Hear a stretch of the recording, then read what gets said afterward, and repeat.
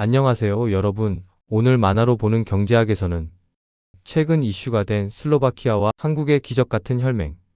도대체 무슨 일이 생긴 건지 하나하나 짚어보도록 하겠습니다. 복잡한 경제 이야기를 함께 쉽고 재미있게 풀어가고 싶으시다면 시작하기 전에 구독과 좋아요 부탁드립니다.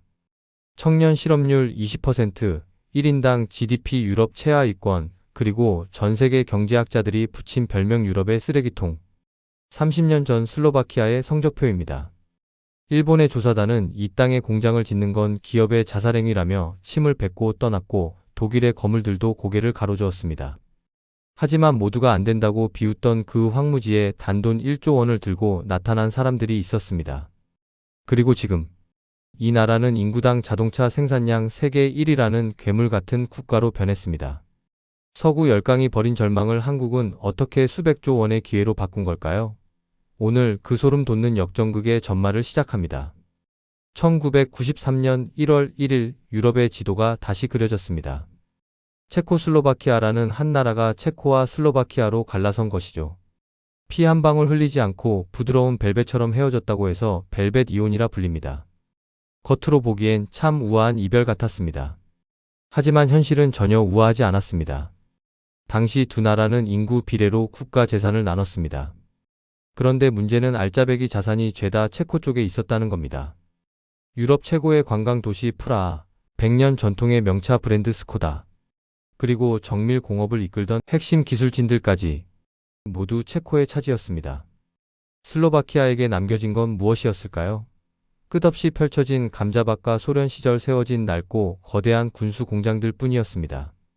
냉전이 끝나 무기를 살 사람도 없는데 쇳덩어리만 찍어내는 공장들이 흉물처럼 남았습니다.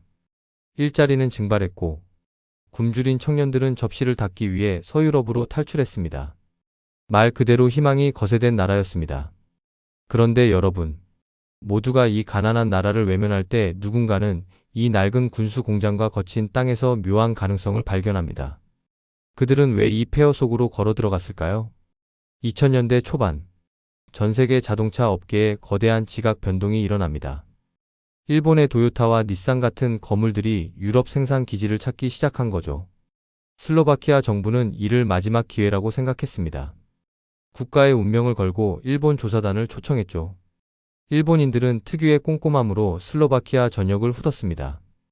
땅의 평단가, 도로의 너비, 전기 공급의 안정성, 심지어 노동자들의 손가락 굵기까지 숫자로 환산해 비교했습니다. 그리고 본사에 보낸 보고서의 결론은 처참했습니다. 이곳에 공장을 짓는 것은 기업 입장에서는 자살행위입니다. 이유는 명확했습니다. 첫째, 물류를 실어 나를 고속도로가 없었습니다.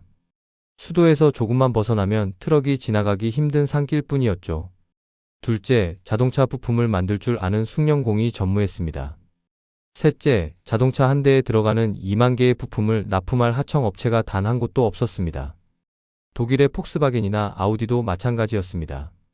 그들은 이미 인프라가 갖춰진 폴란드나 헝가리로 떠나버렸습니다. 슬로바키아는 또다시 차가운 길바닥에 버려진 겁니다. 그런데 바로 이때 전 세계의 상식을 뒤엎는 선택을 한 사람들이 등장합니다.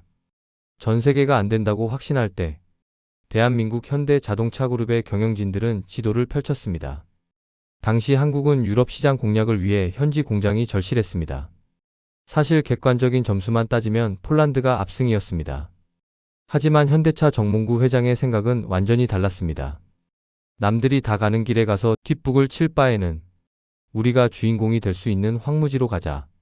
이건 단순한 비즈니스가 아니라 한국인 특유의 개척자 DNA가 발동한 순간이었습니다. 정 회장은 실무진에게 이렇게 지시했습니다. 단순히 조건이 좋은 곳을 찾지 마라. 우리를 가장 간절하게 원하는 곳, 그리고 우리와 함께 성장할 의지가 있는 곳으로 가자. 슬로바키아 정부는 문자 그대로 목숨을 걸었습니다. 당시 총리는 한국 경영진 앞에서 백지 위임장이나 다름없는 제안을 했습니다. 땅은 그냥 드리겠습니다. 세금은 10년 동안 한 푼도 안 받겠습니다. 고속도로가 없다고요? 산을 뚫어서라도 놔드리겠습니다. 결국 2004년 3월, 전 세계의 우려와 조롱 속에서 한국은 슬로바키아 북쪽 진리나라는 깡촌에 1조 원이라는 거금을 베팅합니다. 하지만 유럽 언론들은 여전히 비아냥거렸습니다. 아무리 한국이라도 저 규모의 공장을 짓는데 최소 4년은 걸릴 거다. 겨울 추위에 못 이겨 짐 싸고 도망갈 게 뻔하다. 과연 그 저주는 실현되었을까요? 공사가 시작되자마자 진리나의 겨울이 찾아왔습니다. 영하 20도까지 떨어지는 생지옥. 콘크리트가 굳기도 전에 얼어버려 모든 공사가 중단되어야 하는 환경이었습니다. 보통 유럽 건설사들은 이때 공사를 중단하고 봄을 기다립니다. 하지만 한국인들은 어떻게 했을까요? 그들은 거대한 보온 천막으로 공사 현장 전체를 덮어버렸습니다. 그리고 그 안에서 수십 대의 대형 난로를 피워 억지로 온도를 올렸습니다. 24시간 3교대. 밤낮 없이 공사장의 불은 단 1초도 꺼지지 않았습니다. 현지 슬로바키아 사람들은 밤마다 대낮처럼 밝게 빛나는 공사 현장을 보며 공포에 질린 목소리로 물었습니다. 저 한국인들은 잠이라는 걸 안 자는 기계인가요? 아니면 밤에만 활동하는 외계인인가요? 그들은 몰랐습니다. 한국인들에게 기한이란 목숨보다 소중한 약속이라는 것으로. 그 지독한 성실함 뒤에는 단순히 빨리 짓는 것보다 훨씬 더 무서운 전략이 숨어 있었습니다. 유럽인들은 상상도 못했던 그 전략은 무엇이었을까요? 보통 독일이나 일본 기업들은 해외에 나갈 때 완성차 공장을 먼저 짓고 현지 부품사를 천천히 물색합니다. 그러다 보니 초기에는 품질이 들쭉날쭉하고 속도가 안 나기 마련이죠.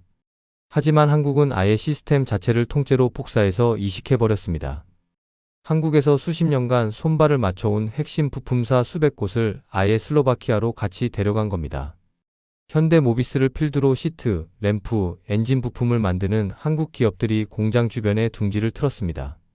부품부터 최종 조립까지 단 한 울타리 안에서 끝내는 완벽한 수직 계열화. 2006년 12월 전 세계가 불가능하다고 했던 1년 반 만에 첫 번째 양산차 시드가 라인 밖으로 위풍당당하게 굴러나왔습니다. 약속한 기한을 소름 끼치게 지킨 것도 모자라 품질 또한 예상치를 안드로메다로 보낼 만큼 뛰어났습니다. 하지만 진짜 승부는 그 다음이었습니다. 유럽 소비자들은 여전히 한국 차에 대해 싸구려라는 편견을 가지고 있었거든요. 이 거대한 편견의 벽을 한국은 어떤 기상천외한 방법으로 무너뜨렸을까요? 차는 잘 만들었지만 유럽인들은 여전히 지갑을 열지 않았습니다. 성능은 좋아졌을지 몰라도 금방 고장 날 것이라는 불신 때문이었죠. 이때 기아가 던진 신의 한 수가 바로 전설적인 7년 무상 보증입니다. 이건 자동차 업계의 판도를 뒤흔든 핵폭탄이었습니다. 유럽의 자존심이라던 벤츠나 BMW도 고작 2-3년 보증해 주던 시절에 7년을 내건 겁니다.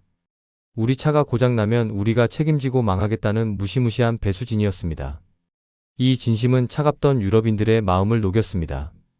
슬로바키아의 흑수저 청년들이 한국의 정밀 기술을 배우며 장인으로 거듭이어났고 그들이 만든 차가 유럽 전역의 도로를 점령하기 시작했습니다. 2003년 30만 대 수준이던 국가 전체 자동차 생산량은 기아가 들어온 지 얼마 되지 않아 100만 대를 돌파했습니다.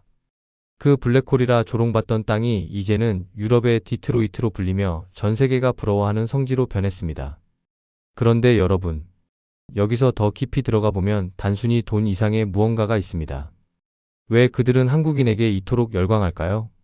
이제 슬로바키아와 한국의 관계는 자동차를 넘어 국가 생존의 열쇠인 원자력 발전과 방산으로 진화하고 있습니다. 최근 유럽을 뒤흔든 에너지 위기 속에서 슬로바키아가 가장 먼저 떠올린 나라가 어디였을까요? 맞습니다. 바로 한국입니다. 제 시간에 정해진 예산 안에서 완벽한 품질로 원전을 짓는 한국의 명성은 이미 입증되었죠. 슬로바키아 총리는 직접 한국을 찾아와 우리나라의 에너지 미래를 한국에 맡기고 싶다며 뜨거운 러브콜을 보냈습니다. 안보 역시 마찬가지입니다. 우크라이나 전쟁 이후 불안에 시달리는 슬로바키아에게 세계 최고 수준의 가성비와 성능을 갖춘 K방산 무기들은 사막의 오아시스 같은 존재입니다. 이웃나라 폴란드가 K방산으로 무장하는 것을 보며 슬로바키아도 한국산 무기 도입에 속도를 내고 있습니다. 더 놀라운 것은 전기차 시대로의 전환입니다.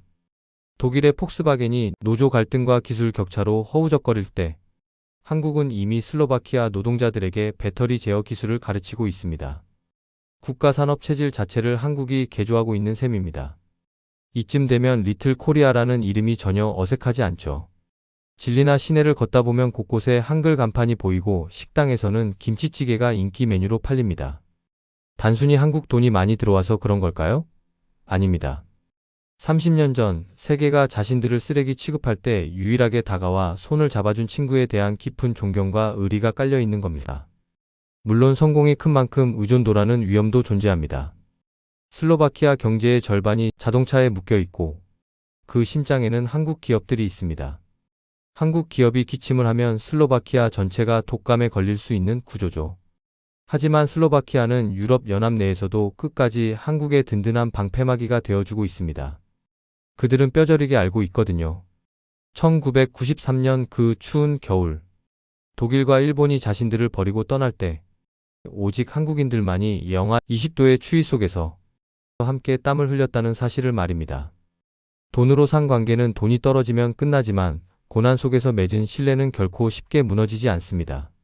슬로바키아의 기적은 한국인의 끈질긴 정신과 슬로바키아의 간절함이 만나 일으킨 거대한 폭발이었습니다. 여러분, 오늘 이야기를 들으며 어떤 생각을 하셨나요? 여전히 안전한 길만 찾고 계신가요? 아니면 누군가의 절박함 속에서 거대한 기회를 보고 계신가요? 여러분은 오늘 이야기를 들으며 어떤 생각을 하셨나요? 진정한 기회는 모두가 안 된다고 말하는 곳에 숨어 있는 게 아닐까요? 오늘도 마지막까지 함께 해주셔서 감사합니다. 내용이 유익했다면 댓글로 여러분의 의견도 남겨주세요. 항상 좋은 일만 가득하시길 바라겠습니다. 만화로 보는 경제학이었습니다.